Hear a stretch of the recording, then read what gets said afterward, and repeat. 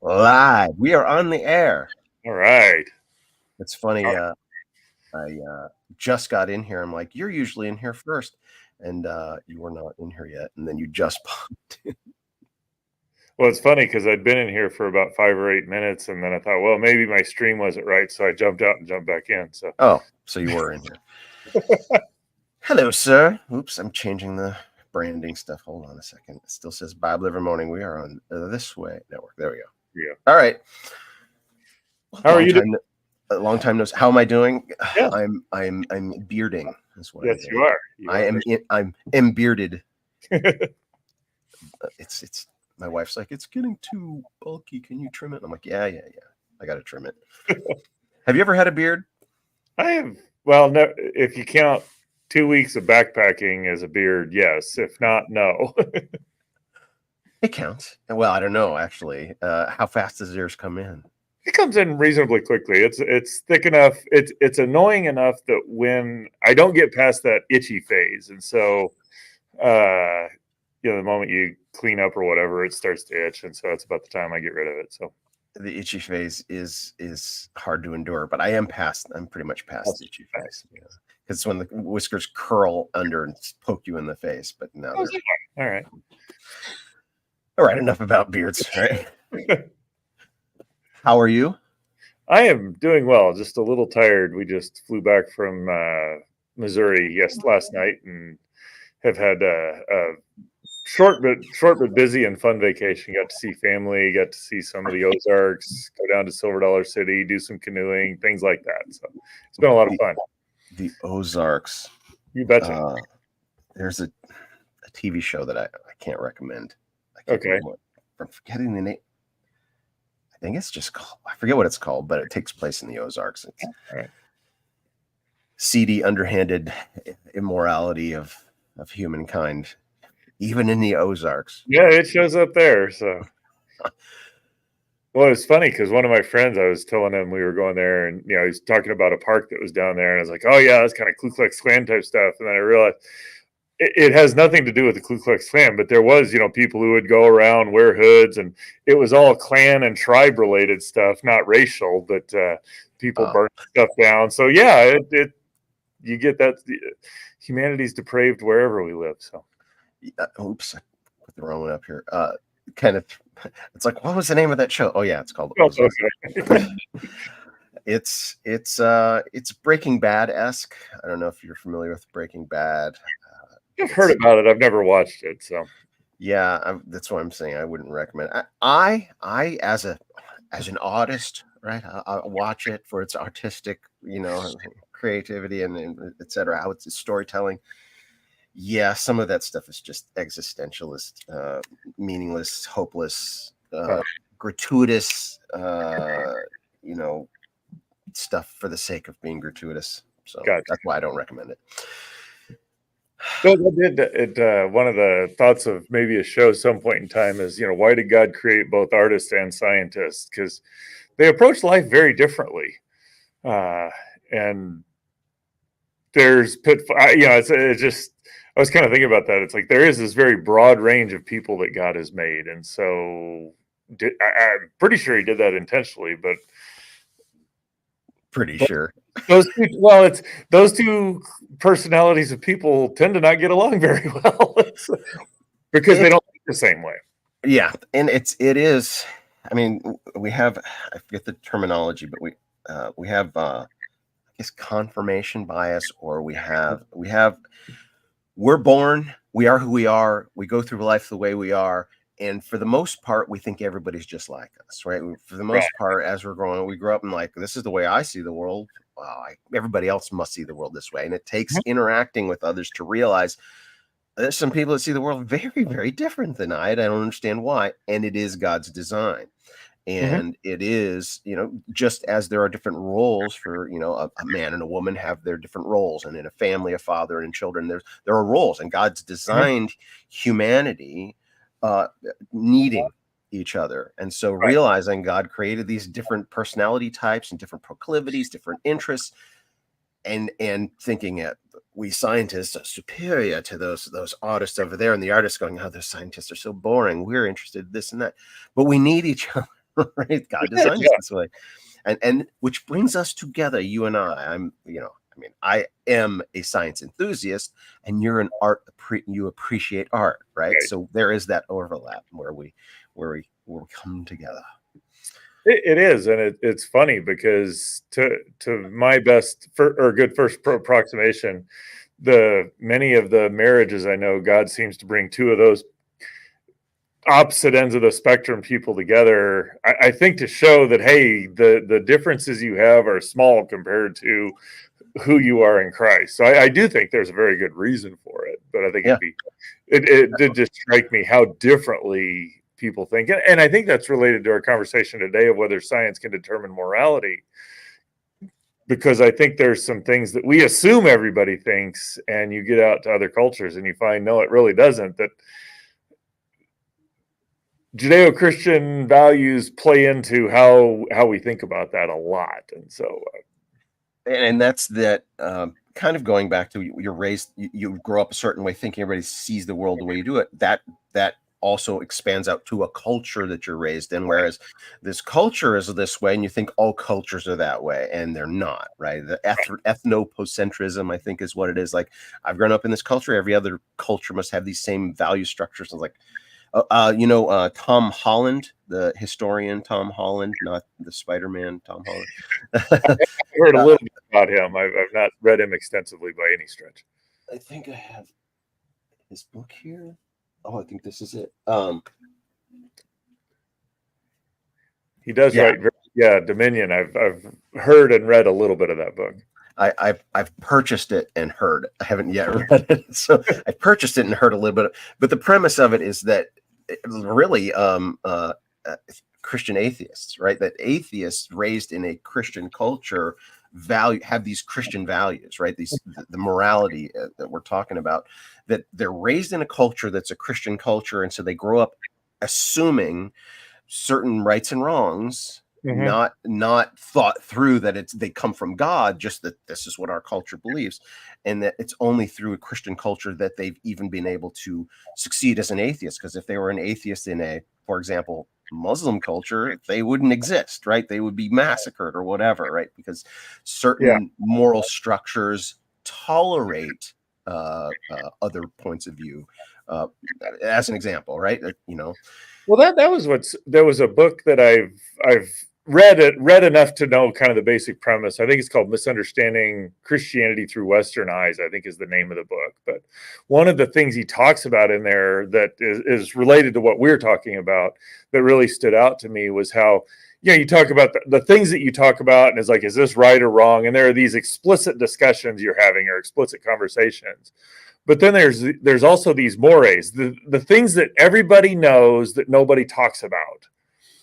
And it's like, so we assume we're having this rational, objective, taking everything into account conversation, but there's this level of stuff that we've never even thought about, that because we're all in the same culture, we just know to be correct. We assume, assume to be correct, and that's, as you get into this discussion, or as I get into this discussion of can science determine morality, that's where you just kind of have to wrestle with those, because however you slice it, if science can determine morality, we have to you got to be able to account for the fact that you've got the Hindu culture, where there are people who are the higher ups, and there are the people who almost don't even deserve to live. And this idea that you're supposed to go out and help people, that's just obvious, well, duh. It's just not in that culture. And so, these are the questions that arise in my mind as you're starting to talk about, can science determine morality? And I'll even put it out there as a premise, I think science can weigh in on a lot of what morality looks like. So it's not like I'm just saying, oh, this is just a dumb question. But there are some deep challenges that I think are fascinating to explore. All right, well, let's back up a little bit. Okay, so the way that the title of this episode is, can science determine morality? So this is posed as a yes or no question. So Jeff Zweerink, scientist extraordinaire, astrophysicist, working in a lab at UCLA, what say you? Can, yes or no, science determine morality? That's unfair. So I'll give my typical answer: yes and no. Because I think there are things that science can do that actually does show this is better than that. Yep. Now, what's unclear to me, and I know a lot of my philosopher friends, because you're moving from this what is true to what ought to be true, or this is the way things are to this is the way things ought to be. And it's still not clear to me that science can do that. So science could say, if we vaccinate everybody, there are going to be fewer deaths. I don't know that science can say that if there are fewer deaths, that's better or worse. And that's kind of the question you're getting at there. And so yes, it can provide a lot of information that allows moral decisions to be made, but it does seem to me that you got to start with some sort of moral statement to even begin the conversation. So in that sense, the answer would be no. I don't think science can do that, but I don't think it's nearly as clean as a lot of people want to make, or as this discussion happens. So I'm with you 100%. I think it is that it hinges upon the word determine. Does does science create more morality? It's like there has to be something morality has to pre-exist science, right? Because science rests upon certain fundamental presuppositions, such as the virtue of truth telling, right? The virtue of report your data honestly. That's a moral decision that precedes scientific inquiry, right? You have to come to the material with that presupposition in order for your science to even come to any kind of conclusions whatsoever. So science doesn't make morality, but it can support it, or it can point to it. I think is what you're saying. The yes and no. Yeah, no, I agree with that. That is basically my premise, or what I would argue. But I think there's even a little bit more to it than that. In that, I would argue that because of how God has created the world, science can't tell you. Science doesn't get to decide what morality is, but because God has created a moral world, as we study it through science, we can illuminate what that morality looks like. So it's not quite so clean as science is over here in this amoral, or not immoral, just amoral category where it's doing what it does. I think science can actually register, hey, this is the way things work best. It can answer those sorts of questions in a very real sense. Yeah. For example, science deals with data points and gathering, analyzing what's going on, and then extrapolating from that some conclusions, such as it seems that the human condition thrives when families live together in peace and harmony, right? It's like when a father and a mother behave a certain way toward each other and toward their children, the output is health, better, and that's a scientific process, right? Of analyzing, when a family behaves this way, it's a negative. And so it supports, treating each other. It can corroborate and enhance and support a moral point of view, but not necessarily determine why the case is, why is it that way? I mean, yeah, no, I think that's a good point. And that was one thing I remember a number of years ago. This is a decade or so ago. We had a show called Creation Update at the ministry that I work with, Reasons to Believe. And a fellow named Mark Regnerus had published a paper talking about children outcomes and different parenting arrangements. And, one of the things I remember him saying in there is that the two-parent mother-father nuclear family is the gold standard of, do children get a good education, avoid drugs, stay off it's just so many things flowed out of that. And that's to your point there. Science can weigh in and say, hey, if you're going to say that, hey, health of children, what's the best way to do that? Science can come along and say, hey, this is the best way. This is what the data says is the best way, because there is an objectiveness to the world. And because there's an objectiveness to the world, the science can do that. It's not like you can just go in and say, well, let's determine it's going to be this way. And, children who are in divorced parents, children who are in intact families, we're going to figure it's just the same. There's no wrong or I'm not saying that well. It's not like you can come in and determine and say, well, we're going to make it look, this is the way it's going to be. The data actually shows that there are better and worse ways to do things. Let's bring this to I mean, you and I are speaking like matter of fact and objectively, but when we talk about science, we have an understanding of what good science is. But science can be and has been and is weaponized in for moral purposes, right? Like I mean, there's plenty of current events, subject matter we can talk about, right? Well, I'll get one takes it out of the current matter. You just go back 100 years ago and you read papers, and black people were thought to be inferior, lower down on the evolutionary tree. We put them in zoos to demonstrate as animals. That this was kind of, I don't know that never it was the scientific mainstream, but it certainly fit very well within the scientific community of thought. And that's something we would look at as, just like horrendous today, because it is horrendous, But I don't know that science tells us that it is horrendous. It's horrendous because it doesn't treat people well. So, right, and it's a theory that's been proposed, possibly with an agenda behind it, right? And then supports are found to support. Right, there's data is found to support that theory, and then it can be weaponized and used. And that's what I've seen, those quote unquote scientific graphs of here's the evolution of man, and it goes from a black figure to the white European with a certain nose, right? It's like that's evolution, that's science, and that's how social Darwinism took effect and resulted in hundreds of millions of deaths in the 20th century, right? That's the abuse of science like we're talking about. Right. There was something I was gonna. I hate it when I go on one tangent and forget the other tangent. We were talking about how science being weaponized. This to me, and I'm not sure where your point was in there, but until you get back to it, one of the things that troubles me about saying, "Ooh, science can determine morality," as though it has this that we can ignore any other or not worry about any other ways and say that, oh, give us science, it'll get it if you give it enough time or whatever, is that you're going to run through these eras. And I don't think we're out of them yet. I think we've, especially because of the Judeo-Christian West, there's been a whole lot of advance there. But even in the context of that, there have been some pretty horrendous scientific ideas that have floated around out there that it has taken a long time, lifetimes to get to the right answer, or to get to a correct, or one that we would look at and say, yeah, that actually takes care of humanity. Because there's something intuitively, at least everybody in the West knows, is that every single life has value.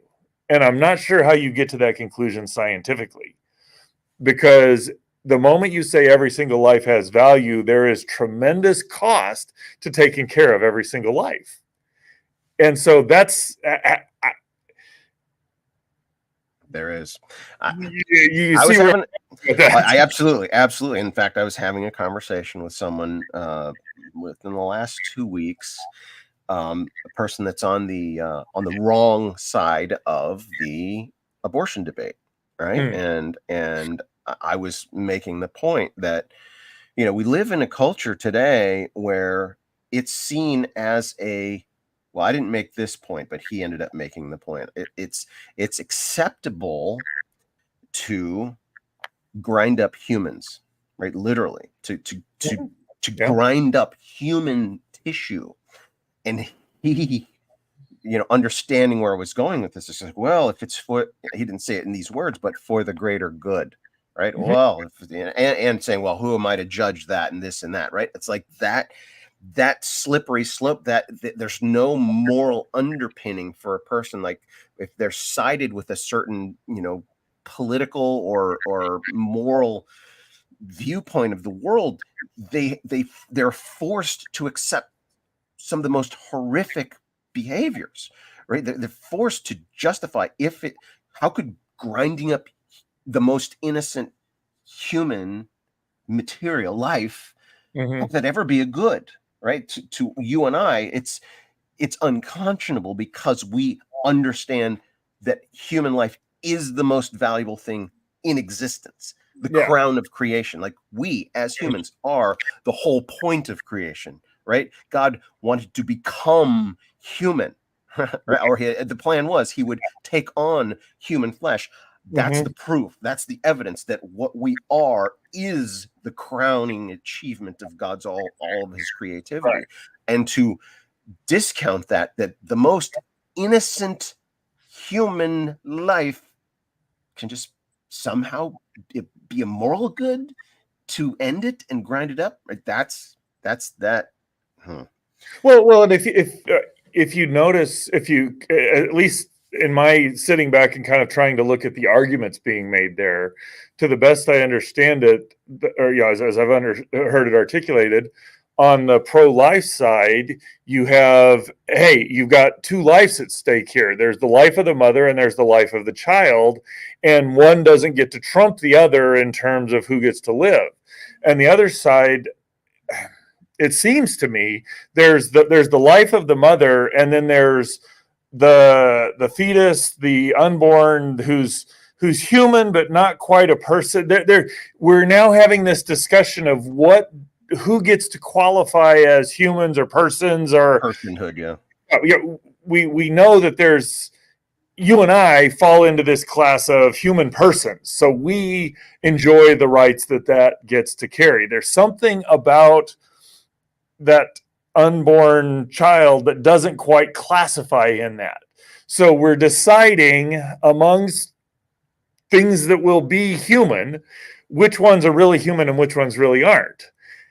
Which is very interesting because that's exactly the conversation that was had about Black people, that they're not quite people. We're further up. We're more people than they are people. And so I just have yet to see a place where humans aren't humans or people aren't people, where it doesn't end up somewhere eventually where there's a group of people who we decide aren't really people. And then once they're not people, you can kind of treat them however you want. The moment they're people, everybody realizes, at least in the West, this is something of value. We've got to protect it. And so it's just a really interesting calculus that goes on once you sit down and break down the arguments that are actually in play there. And to our subject, it's I would say science can't determine intrinsic good. It can determine instrumental good, right?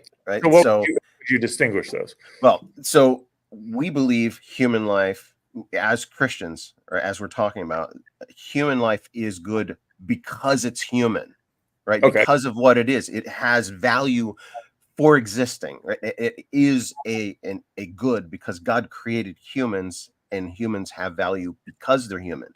Whereas, it's not a person. They're made in God's image. That's why, so so there's something more to that than just the physical. But it's the being human that gives it value, rather than it's a human at a certain stage, right? That's the instrumental value, right? The instrumental is like, it's not really valuable until it's able to walk and talk on its own, or it's able to sustain itself outside the womb, or all of these criterion giving it that same, and it's an evolutionary paradigm, right? It's like, there's a progression that happens through history of living organisms progressing and advancing, and that's modeled in the lifespan, right? That argument that's always, you see the human when it's first fertilized, it's a simple single-celled organism. I'm like, no, it's a vastly complex, expansive array. But before we had the electron microscope, right? It's just a little blob, and it evolves into a human. No, it is always human from its DNA. You're getting me on this topic, man. Well, and part of what I found interesting is I had a discussion with Michael Shermer a number of months ago about, does God exist? But as we were talking about preparing, we were talking about, could science determine morality? And so I read a little bit of Sam Harris's book, read a fair bit of Michael Shermer's book. And Michael Shermer would be in the category of a naturalist, that the natural world is all there is. Yep. He's a self-professed agnostic, not an atheist. He just doesn't think God exists. I think he would actually say that he's convinced God doesn't exist, but that's, his position is agnosticism. But even in the context of that, he thinks that, he makes an argument that moral values are real, that they're not just kind of the latest accumulation of stuff or the best knowledge, but there's an actual real to it. And I thought his argument was interesting. I disagree that he gets there and it's as solid as the argument he thinks it is. But he makes an argument that, because we're discussing who gets rights, and there are some that do and some that don't, and how do we decide that? His argument is that because you're human, you get human rights. So the rights belong to the group, and everybody that's a part of the group gets that. I think the only way to justify that is something external to science. But I think it's very interesting that there are people wrestling. Just because they're evolution, or believe in evolution, doesn't mean they don't believe that there isn't something that is very much real in terms of rights. And so I think that's important to recognize in that discussion. But I really thought that was interesting, because I'm like, yeah, I agree with that. I just don't think your reasoning gets you to that conclusion. Well, it's similar to the truth argument, right? Like, is there such a thing as truth, right? Science can determine data, and I would say, those are true. The facts are true, but science doesn't use the terminology true, does it? I mean, my experience with historians don't use the word true, right? The truth, I shouldn't say truth. Mm-hmm. They don't use the word truth. It's crazy. Like, they're trying to determine history accurately, and they won't say, well, that's true, or that's true. It's like they're averse to the word truth. Interesting. It's a conundrum. Well, it's paradoxical for me as an artist, whereas all good stories are true, right? Whether it's a accurate telling of a real story, or if it's something that resonates as true, that's true behavior. That's how a person would really act in that situation. That a person sacrificing themselves for a greater good rings true. There's something about it that's true. And so storytelling depends upon the notion of truth. Whereas history, they literally have, removed it from the semantic domain. It's not even in there. Like, they don't use that. And it's like, I think it's satanic, right? Liberal historians, right? That's interesting, because I had a history of science professor back when I was an undergraduate, and I've kind of read some of his works afterwards. And at least in the 90s, 80s, 90s, 2000s, where I was in school and just shortly out of the kind of the idea was, are we looking at history through getting to where we are? And so there's kind of, the term Whiggish is that we're interpreting it as though it was moving towards here. And, but I didn't, even in the context of that, there was this flavor of, we want to have an actual retelling of events. The idea of there being truth in there, that we're getting to a proper understanding, an accurate understanding. It's where we looked at it through the lens of getting to our particular way of looking at it was wrong, because that distorted us from seeing what actually happened in there, or telling the story correctly. And so it's interesting that you bring that up, because my interactions with looking at where history plays out still really does have that flavor of wanting to give a correct, accurate, truthful telling of things. And I think that's to me, that's what draws me to science, is that it gets at the truth. Yeah. I say what I want, but it's like, no, the data says this, therefore my idea was wrong. It's not true. I need to adopt one that is closer to truth, or at least explains the data so far. A rose by any other name still smells as sweet. Truth by any other name, we recognize what's true. And the reason I bring that up, that historians won't, like my main historian I've been working with for the last 7 years, when I was about to go into a group or a discussion with some other historians, he pulled me aside and he goes, all right, make sure you don't use the word truth, because dealing with me, I'm always talking, I want to get the truth. It's like, don't use the word truth. That opened my eyes. It's like, okay, but we still, and that's liberalism. Like, the liberalism is, we don't want to look at these historical characters as one being actually evil and good. They're relative to their cultures, blah blah blah, and they won't side with the clear good. They'll just be telling it as a fact. And I think that's a disservice to the I young see. students. It's a disservice saying, this is what happened. No, you need to side with the good people in that history. Right. All right. We're out of time already, Jeff. Yeah, Good topic. Good topic. It's fun discussion. Thanks for letting us do it today. Good to see you. And I will see you again next month. Sounds good, Michael. Love you, brother. Love you too. And we are out.